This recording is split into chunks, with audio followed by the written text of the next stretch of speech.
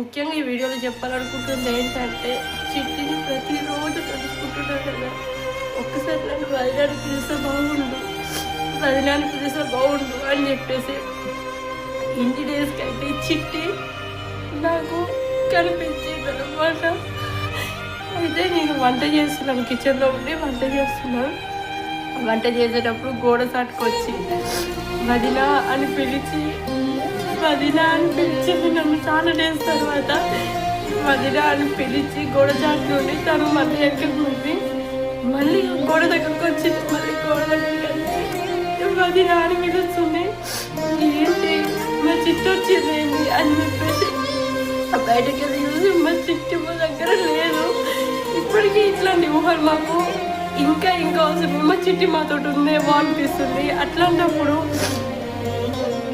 ఇంతగానం గుర్తుకు మాకు వస్తుంది, చిట్టి ప్రపంచం అంతా గుర్తుకు వస్తుంది. కానీ ఆ సార్ వాళ్ళకి కనిపిస్తారు కదా, సార్ సీఎం సార్ ఏంటి సార్ ఇది, మాకు ఇంకెప్పుడు న్యాయం చేస్తారు చెప్పండి.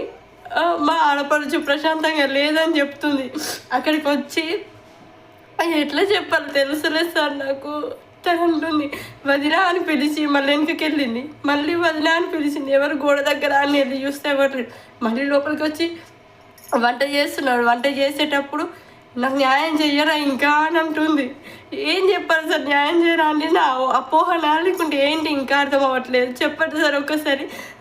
ఇంత బంగారు తల్లికి న్యాయం చేయకుండా చూడండి సార్, ఫేస్ చూడండి ఎంత అందంగా ఉన్నది ఈ అమ్మాయి. ఇట్లాంటి అమ్మాయి ఇంకెంతోమంది చనిపోతున్నారు కదా.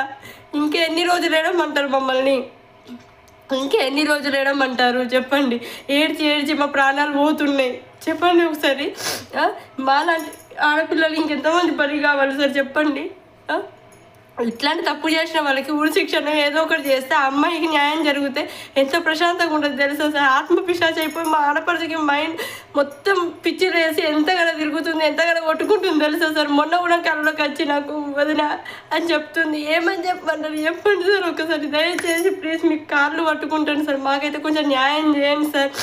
ఇంకా మాకు మీ దగ్గరికి వచ్చి ఏదో పెద్ద వాళ్ళని పట్టుకొని వచ్చేంత స్తోమత మాకు లేదు సార్, మీరు అర్థం చేసుకోండి సార్. ఇట్లాంటి వాళ్ళు ఎంతోమంది చనిపోతున్నారు, అందరికి జరగకుండా ఉండాలంటే మీరు లాంటి వాళ్ళు ముందుకు వస్తేనే ఇవన్నీ ఆగిపోతాయి. అందులో ఇంత మంచి ఆడపిల్లని చంపిన వాడు ఎట్లా సార్, మీరు 3 పూటలు మనకి ఎట్లా తిండి పెడతారు. అరే హరిగా నువ్వు ఈ వీడియో చూస్తే మాత్రం చెప్తున్నా, నువ్వు మాత్రం బయటకు వస్తే ఖచ్చితంగా చంపేస్తాను రా నేను. కత్తితో ఎట్లా చెప్పాలరా, నేను కత్తితో పస్స పొడిచి చంపేస్తాను రా. ప్రతి ఒక్కరు మా ఇంట్లో ఉన్న ఆడవాళ్ళందరం కలిసి నేను పస్స మా చిట్టిని అయితే ఎట్లా చంపినావు నిన్ను కూడా అట్లా నడి రోడ్డు మీద వండబెట్టి నేను కత్తితో పొడిచి చంపుతాం రా. అరే హరిగా బాగా గుర్తుంచుకో, హరిగా అమ్మకి హరిగా అన్నలకు అందరికీ వార్నింగ్.